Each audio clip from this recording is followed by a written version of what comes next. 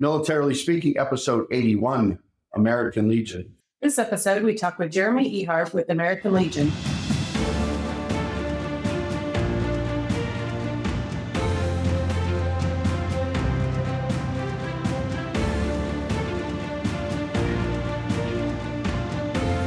Welcome to Militarily Speaking. This is Tom McLean and Jodi Vickery at Armed Forces Bank. I'm the military retail executive for the company, and Jodi, newly installed Chief Digital Officer. At what point does it not have the new moniker on it? 18 years. Because speaking of 18 years. Today is Tom's work anniversary, y'all. 18 years. So, Jeremy, I've lived in Kansas City since 2018. But I'm a Floridian and a Chicagoan.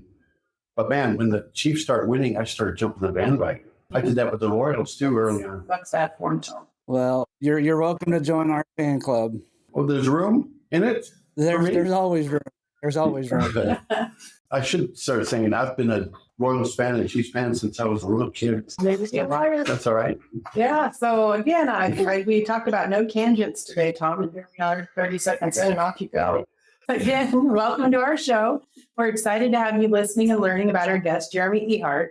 Jeremy, I do want to take just a moment and share with our audience a little bit of your bio. So bear with me. This is all. You're going to share all of your bio. I am. I'm not going to edit it, alter it in any way. So hopefully what Tom gave me is true. And he didn't just make one up. Jeremy will fact check it. Yes, as he should.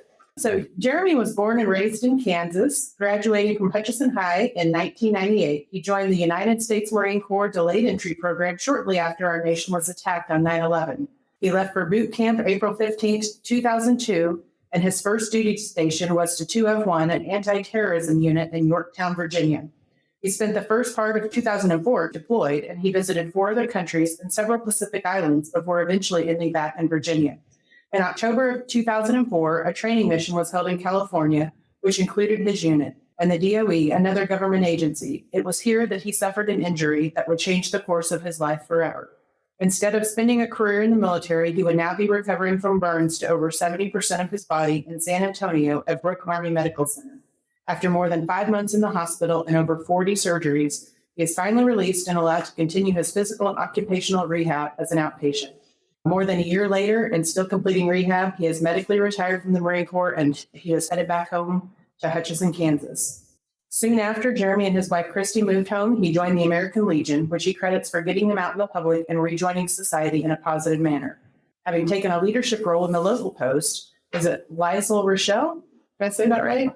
Lyle Rochelle. Lyle Rochelle. Well done. Post 68 in Hutchinson, he again regained his passion for helping veterans, youth, and serving the community. After serving as the local post commander, he continued his desired passion for helping others at the American Legion district level, where he was in charge of helping 31 area legions with their programs and activities aimed at helping veterans and families. In 2022, he was elected as state commander for the American Legion after serving several years at other state positions. As the state commander, he was able to travel and help all 270 Legion posts throughout the state, helping with activities and talking with veterans of all ages and eras about their service.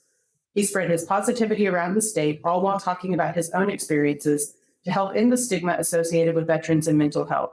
He said his focus that year was to encourage American Legion family members, veterans, service members, and others to take action when they believe a veteran is at risk of suicide or in need of help. He continues to serve now as alternate National Executive Committee member and on several state and national committees, including serving as the vice chairman of the Be the One Mental Wellness Committee, which continues to promote and provide information for vets and their families struggling with mental health. Welcome, Jeremy. It is, I think it probably goes without saying, but I'm going to say it anyway. It's an honor to have you on our show. We're really glad that you're here with us today. So welcome. Well, thank you for having me. I appreciate the invitation. Yeah, absolutely. Maybe let's start out. American Legion is a well-known name, right? But I've bet there are a lot of people at large that have maybe heard of American Legion, but don't know beyond that how to think about what American Legion does. So maybe we could start with you just giving an overview of American Legion for our audience. And then I know Tom and I will have several questions for you today. Sure. So pretty simply, the American Legion is the nation's largest veteran service organization, or VSO. We have about 1.6 million members. We live and we serve every community throughout the United States, as well as some communities overseas. It's really hard to simplify what we do because there are so many great programs activities and initiatives that we conduct throughout the nation. Everything from advocating for our veterans on Capitol Hill to preventing veteran suicides to helping military families in need, mentoring youth, honoring our veterans who made the ultimate sacrifice, especially here on Memorial Day. Absolutely. Yeah. Have you visited DC to do some advocacy on behalf of American Legion? Have you done that? We do every February there at Washington. The American Legion holds something. It's called Washington Conference. So there's hundreds of American Legion members. We meet, we go through a couple days of meetings. We get our legislative priorities for the year. And then we spend a day going up and talking to our legislators on Capitol Hill about those priorities. And Jeremy, we've had a lot of podcast guests over the years doing this and looking at your 2025 legislative priorities, especially of improving access to community care, ending veteran homelessness, and just the veteran suicide prevention that you mentioned too, is that it aligns with a lot of our guests over the years with our podcast, that there are a lot of great organizations like American Legion that are doing good things to tackle some of the issues, including food insecurity, mental health, wellness, and a plethora of issues that we've had guests talk about and the resources available. So this ties in really nicely with your overall motto of Veterans Strengthening America. That makes it pretty cool to have you here with us today.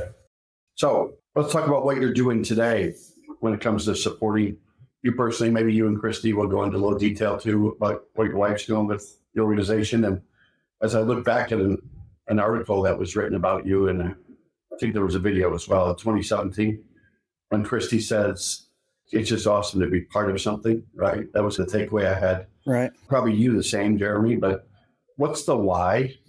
You answer that probably, but the why is about why you support the organization. But talk about what your everyday life role is within the largest VSO in the world. 2017, boy, you brought that up, and that seems like so long ago now. No, 8 years ago. Yesterday and today all at the same time. All at the same time, you're right. And like Tom's 18 years. My why, and I appreciate you guys asking that, and I like that you guys ask your guests that, because everybody's why is just a little bit different. And my why, I guess, is broadened a little bit. But initially, when I got out of the Marine Corps, going from service where you woke up every single day and you knew what your objective was, you had a task every day, you were clear what it was, and you could complete that task. And then one day you get out and you have no objective. You're kind of lost. So that was one thing. You just felt you had no direction all of a sudden in life, especially out of the hospital.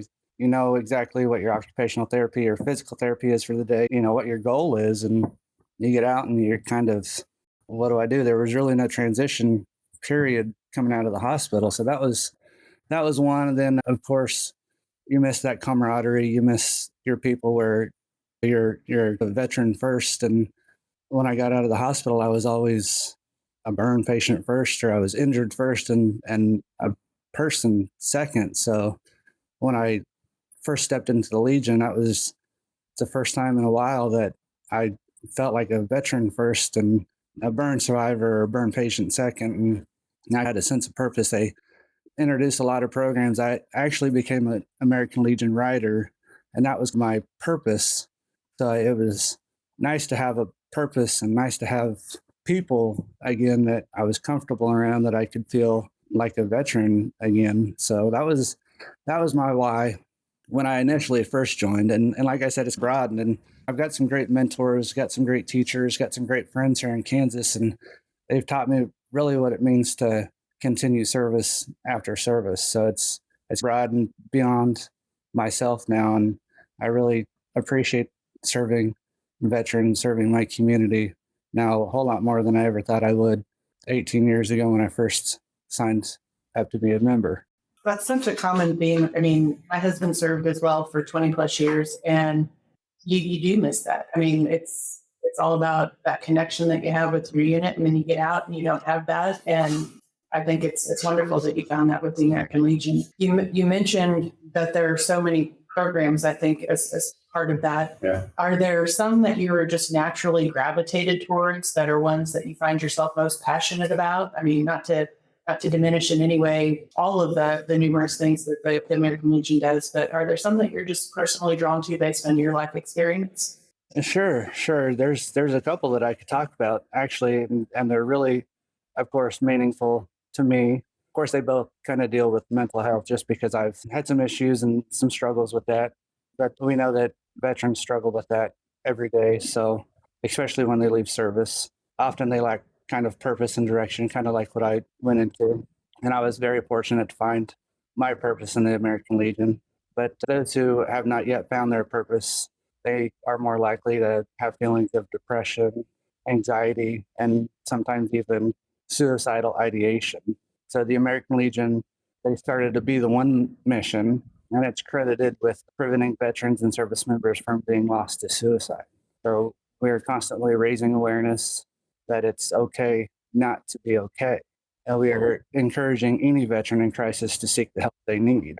Of course, we are encouraging our members to perform buddy checks, and that's just calling their fellow veterans, someone who they may have not heard from for a while, make sure that they're okay. We also partnered with Columbia University, and we offer free suicide prevention training to veterans, to their families, really to anybody who wants to take this training.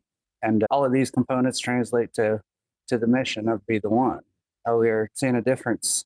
The American Legion is changing lives, and we are saving lives by doing this. So I also want to talk about our veteran service officers. We have more than 3,000 accredited American Legion service officers. They provide free services to any veteran seeking help for their VA benefit claims. You have to be a Legion member to get this free service. So oftentimes veterans are intimidated or they're frustrated by the process it takes to receive their benefits. That paperwork is just frustrating and hard. Our service officers, they're trained to do the hard. They walk the veterans through this process. And I think last fiscal year, these VSOs, the veteran service officers, they secured over $21 billion for our veterans. And again, that's a free service. It doesn't cost anything for these veterans to talk to our VSOs. So that's just two great programs that we offer. That's so important. I mean, I think people will get to the point sometimes when they don't know where to go for help on the benefit side of it, that they just give up. And so then they forego the benefits that are certainly based on the service that they provided to the country. So that's wonderful that you guys are doing that. By the way, we have Henry Howard here, Deputy Director of Media and Communications for the American Legion. He may offer some additional color on other programs that we offer, but this is probably for both of you, if you want to tackle this one too. Suicide rates in the military, do you have any data points for maybe over the last 3, 5, 10 years? Because it's one of your missions. I figured you share with us how it's, in what direction it's moving. I can answer that, but it's really hard to quantify that. We've seen estimates of 17 a day, 22 a day. I heard that one just yesterday. I heard 22 a day at a event I was supporting. Yeah. Yeah, and one is too many, right? And so that's why with our Be the One mission, that's really what we try to emphasize is saving the one life.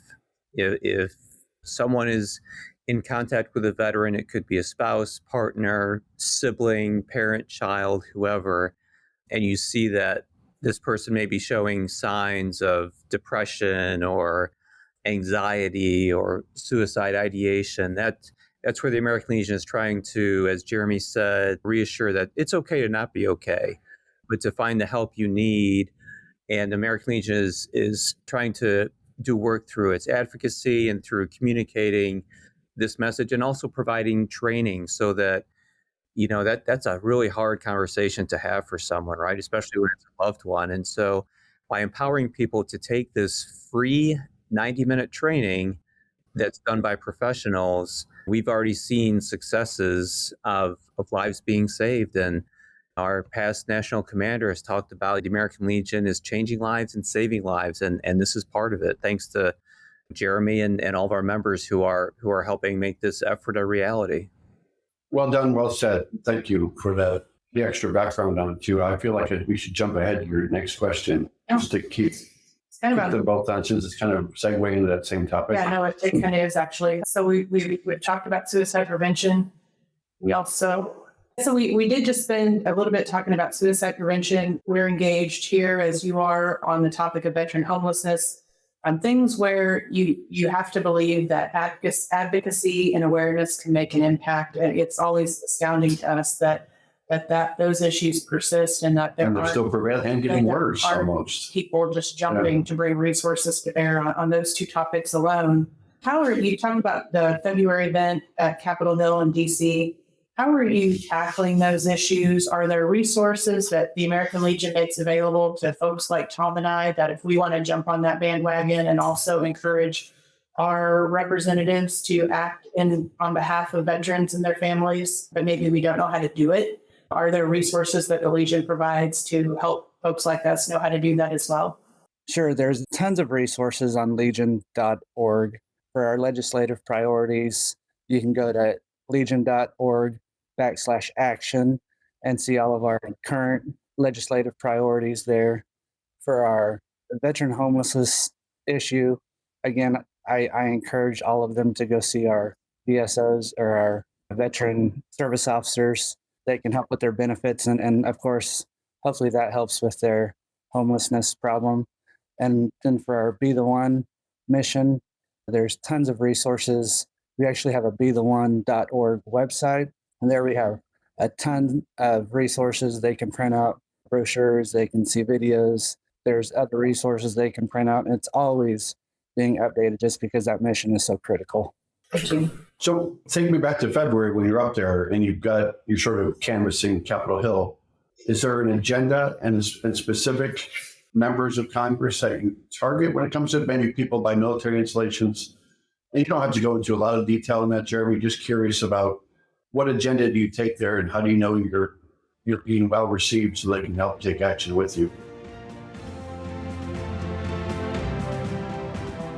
As a military spouse, I understand how unpredictable life can be.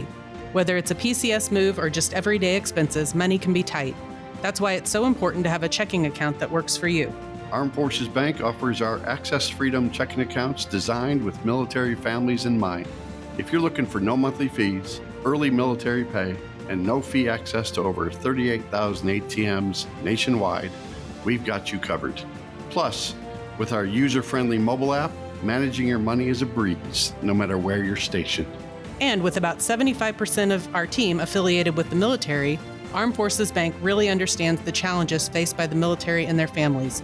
We've been supporting military families for over 100 years, so you know we'll always have your back. If you're ready for a checking account that's as flexible as you are, head over to afbank.com or visit a branch near you. Armed Forces Bank, serving those who serve. Member FDIC, $25 opening deposit and e-statements required. Direct deposit required for early military pay. Closing new accounts within 90 days of opening will result in a $25 early closure fee. Message and data rates charged by your mobile phone carrier may apply. Sure. So actually, every state meets there. So we have about 10 or 12 people from the Department of Kansas. And we go through that priority list and we pick out what is most important to our department or what we think is most important to us. So we take about 5 or 6 of those priorities and we meet with our legislators, our congressmen and our senators, and we touch on those priorities. And I would assume that every department does about the same. So that way, communitively, we hit on all of those priorities. Common message, common mission. Yep. I'm going to combine a couple of questions here about how people can get involved and support the American Legion, but also are there a lot of ways to join the American Legion, like join for community, join for a voice in our nation's capital, join for families, join for benefits. So talk about maybe just a message you want to give to our audience about, it's almost ways to volunteer, ways to give back, but ways to join. But it seems like no matter how you want to support the American Legion, there is a way to do that in a meaningful way. There is, absolutely. So I was fortunate. When I came back, I had no interest in joining. I'll be honest, I had no interest in joining. And luckily somebody asked me to join. They convinced me to go to my local post. And I sat in a meeting and I joined that night. So if you are a member, you need to start asking people, because unless they're asked, sometimes they're not going to join. So I would first say, if you're a member, start asking people that you know that if they can belong, to belong. Secondly, if you are a veteran and you've thought about joining, just go to a local post especially if you're interested in helping a youth program, if you're helping your community somehow, just walk in your local post, let them know that you're a veteran, that you want to join, that you want to help some specific program, and try and get involved. And I'll also say that if you walk in and you don't like the vibe of the place, you don't think it's a good fit, most communities have a couple posts, or there's usually a post close. Find a different post. And then if you can't find a local post, you can go to legion.org, and there's a tab where you can find a local post. So there's always resources to do that also. Find a post, walk in and be active. Here's a trivia question, which is probably for Henry too, right? How many posts are there outside either the military or in communities around the country? And again, there might be gaps for you now, or there might not be one. It might be a population issue or just a geographic concentration issue of availability. But I got to believe it's more than 10, right? Round up, Tom. More than 1,000. Is there a number out there? I mean, if they're everywhere, if there's one or two in every community, then people can find you. We have roughly 12,000 posts. How close I was? Yeah. 10 is not close, Tom. But you didn't go to 1,000. It was edited out. Well, already. 1,000 is also not No, close. 10,000. Yes. Yeah. All right. So 12,000. There's the number. I'm going to bring forward a question I was going to ask later, but it ties right into this topic. So that's a way to encourage veterans to join and to serve and to be a part of American Legion. Are there ways for just generally patriotic Americans to help support the American Legion that might not be veterans, but they want to give back, they want to support that veteran community? Are there ways for them to do that through the American Legion? Absolutely. We have volunteers at our post. You don't have to be a member to be patriotic. You don't have to be a member to help your community.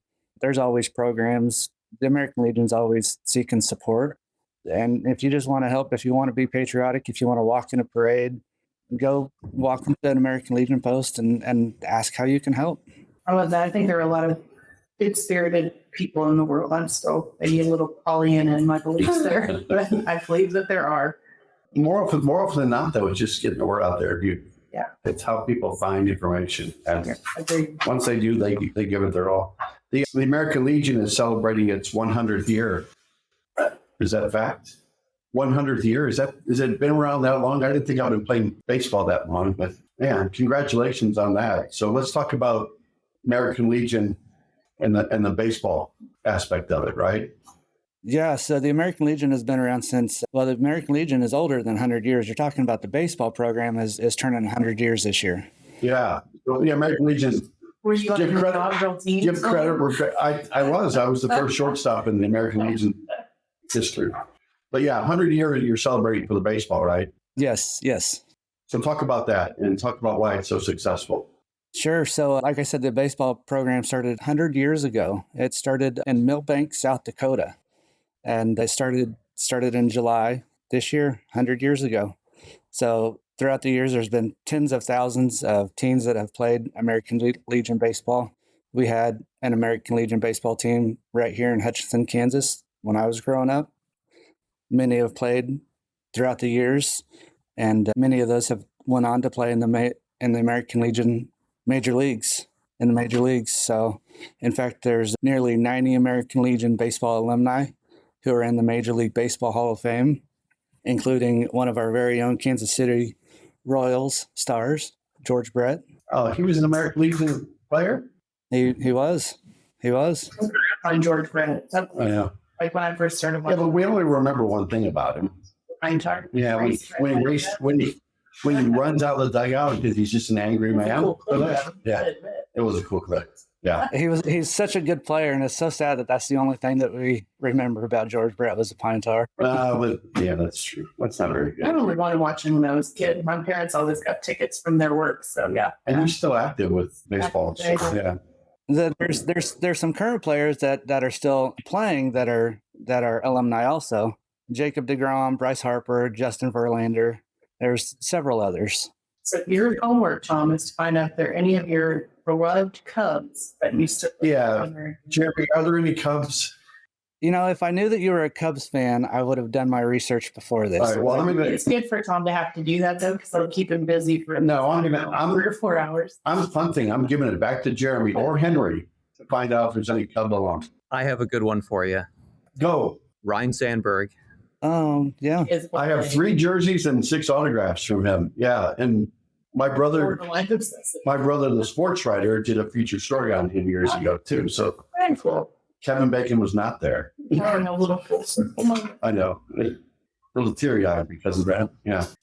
Yeah, I do actually have That one. Yeah, that's a good question. and I probably should have asked this earlier when we were talking about the work you're doing with benefits. And I probably got distracted because I was thinking about the maze that I watched my husband try to navigate as he worked to secure his when he retired and transitioned to civilian life. But aside from the just simply helping them, connecting them with your service officers to help them know how to get from point A to point B, what other just general encouragement do you give folks to not give up on that process, to stick it out, to stay in there until they get the benefits that are rightly due them? Because, I mean, that can be draining, it can be frustrating. So what words of encouragement or advice might you give somebody who's in the midst of that right now, other than, of course, connect with the VSO through American Legion to help navigate those waters? But what's your message of stick to it? It's worth it for them. Well, stick to it. It's worth it. No, I think that's where the camaraderie and the brotherhood really comes in. We call it buddy checks. It's part of the Be the One mission. Just be there to talk with them. Sometimes it's just you have to be that shoulder for them to cry on or vent to or open up with. And sometimes that's part of what they need too, is they just need someone who has similar experiences to vent to. And sometimes that ventilation or that frustration, that sitting there talking to somebody, that'll get them through a rough time while they're waiting for the paperwork to get through, or while they're waiting for an opportunity to open up. So if nothing else, just be there and support them, and support them with camaraderie, if nothing else. Yeah, I think that maybe encourage them to have confidence that the process will eventually play out perhaps as it should. I know I've heard folks talk about they're removed from their transition out of service, that they got certain benefits, maybe they got disability benefits, and they have discovered certain other ailments that might cause them to be eligible for more, but they're honestly afraid to go back and try to work through that for fear that what they do have will be diminished or taken away. And so I think just having expertise like the American Legion provides to help guide them through that is so important. So important. www.legion.org. I spent an hour out there and I still wasn't fully completed looking at all the resources you have out there. So I encourage people to go there because there's the advocacy work, the history, just the name, the brand you've built over the years, and the resourcefulness is amazing out there. So go to that website. So Jodi and I love to hear stories though, because those usually resonate with our audience about a story. Since you've been supporting and active with the American Legion, Jeremy, is there a story or two that comes to mind that where it helps advance the mission of that, or just something personally that you want to tell our audience? Sure. And I think the biggest story that comes to mind is, and I'll tell it from, I guess, my family's point of view, but it's probably my personal story. And I don't know if that sounds self-serving or not, but yeah. So I will tell you the story and from my family's perspective, if that's okay. Perfect. Okay. Yeah. So you kind of read it in my bio, but very quickly I graduated in 98, didn't really have direction in my life. And in a roundabout way, several years after high school, I ended up joining the Marine Corps after 9/11. Actually went in 2002 on tax day, went in anticipating a career in the Marine Corps. That was not my plan to have, and somebody else had a different plan for me. So October 28th of 2004, I was injured. That was 5 days after my 25th birthday. So that was a great birthday present for turning 25. But after 5 months in the hospital and another year and 5 months of inpatient occupational and physical therapy, we moved home and moved back to Hutchinson. And I was completely fine just living in the darkness and never stepping foot outside, never seeing anybody, just withering away into nothing, because that was it. You know, there's something to be said from being a 25-year-old thinking that you're invincible to looking in the mirror the first time and saying out loud, holy smokes, I'm a freaking monster, and just wanting to give up on things. So when we moved home, I was okay just giving up on things. And like I said, I was very fortunate to have a couple people that asked my wife, actually, Christy, if we would go to the American Legion. And we did. She somehow drugged me there one meeting night. And when we walked in, it was a very nice feeling to be a veteran first or a person first, and a sideshow second for a change. And at the time, I didn't realize how much I missed that feeling until I was there. Well, it was the right time, wasn't it? It was definitely the right time. You know, if it was 16, 18 months later and you found it, thank goodness, right? Somebody was looking out for me. Yeah. But yeah, we joined that night, and the rest is history. So it was definitely the right time. You said that correctly. Seems like it was such a goodness that you found them. And I think hearing all the good work that you're doing for the American Legion, I think it's their good fortune that they found you as well. It's almost like it was just calling once you walked in those doors, right? That he's going to spread the word and support and save some lives in the same breath. Wow, I've got nothing. I'm beyond my full capacity. Yeah. I appreciate you sharing your story, Jeremy. Yeah. I know time has passed, but I'm sure it brings it back every time you do. So I'm grateful that you've shared that with our audience today. And I'm also very grateful that you're here today. I would offer you, if there's something that Tom and I haven't thought to ask, Just stop it. Stop. about the American Legion that you think it's really important that our audience hears, that maybe we didn't know to ask or we haven't covered today. I'd love to give you the opportunity to share anything along those lines before we wrap up for the day. No, I think you have done a great job asking questions. I would just encourage people to go to legion.org and look up all the great information. Agreed. It's magnificent. You got whoever's designed your website and put the content out there. It's really good. Easy to find things. I got to do another. It's too fun. Let me do another trivia question. Do you have a podcast called Tango Alpha Lima? We do indeed. And so, am I in competition with you? Are we in competition with you? Very cool. Tango Alpha Lima. You heard it good first. TAL. Yeah. So let's play a game. Yes. This is different than the random trivia that Tom has been throwing at you. This is a real game. This is our real military minute game. We always try to fashion questions after our guests. And so on our last podcast, our military minute was a question about the history of the cell phone, because we had a guest on that helped provide Cell phones for soldiers. Cell phones for soldiers that provided cell phone service and access to soldiers. It's the name, among many other things. And they were 12 and 13 when they started it. Yes. Yeah. But the question last podcast, which you can totally answer this if you know it, but I wouldn't have known it. So Yes, you zero can. pressure. Not without Google. In what year was the first public mobile phone call, and by what company? Can you guess this? Tough question. It is. Yeah, this is one of those random, without Google, nobody would know except No. Tom. So I'll help you out. It was 1973. So predates me, barely. And the company. La, la, la, la, la. La, la, la, la. I was in American Legion at the time. Yeah. You were in the I baseball. was playing shortstop. Shortstop, Yes. yeah. 1973 by Motorola. So if you were in our audience and that was your awesome answer last time, watch for your name to be announced as the winner of $50 for yourself and $50 to a charity of your choice. And then fast forward to this week's Military Minute. Now, neither of you can answer this because you very likely could know it. I'm going to say both of them know it. Probably, but if they do, they can't answer. And this week's Military Minute takes us to a question about the American Legion, oddly enough. Which president's son started the American Legion in 1919? Everybody's nodding and smiling, so our guests are well versed in their history. So I did the math on that, right? They've been around longer than the American Legion baseball. Well, Right. Good job, Tom. Isn't that awesome? Good job. So if you know that answer, which president's son started the American Legion in 1919? When this podcast drops, make sure you comment your correct answer. Don't give us a bad answer. Give us your correct answer.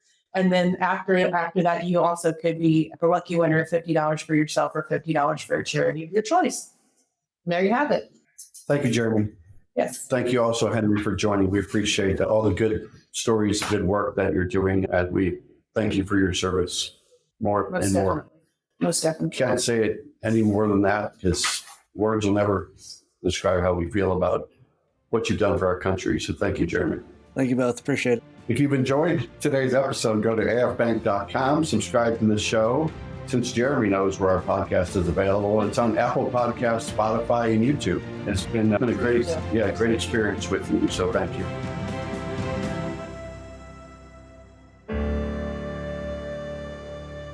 Copyright Armed Forces Bank, member FDIC, equal housing lender. All non-Armed Forces Bank owned apps, websites, company names, and product names are trademarks or registered trademarks of their respective owners. Their mention does not imply any affiliation with or endorsement by Armed Forces Bank of them or their products and services. They are merely used as examples of the many available apps, companies, and websites that offer similar services. Before using any app or website, you should carefully review the terms of use, data collection, and privacy policy. Apps may have an initial cost or in-application purchase features. This information is general in nature and is not intended to be legal, tax, or financial advice. Although Armed Forces Bank believes this information to be accurate, it cannot ensure that it could change. Statements or opinions of individuals referenced herein are their own, not Armed Forces Bank. Consult an appropriate professional concerning your specific situation and respective governing bodies for applicable laws, such as IRS.gov for current tax law. Armed Forces Bank, the Armed Forces Bank logo, and the Militarily Speaking logo are registered trademarks of Armed Forces Bank.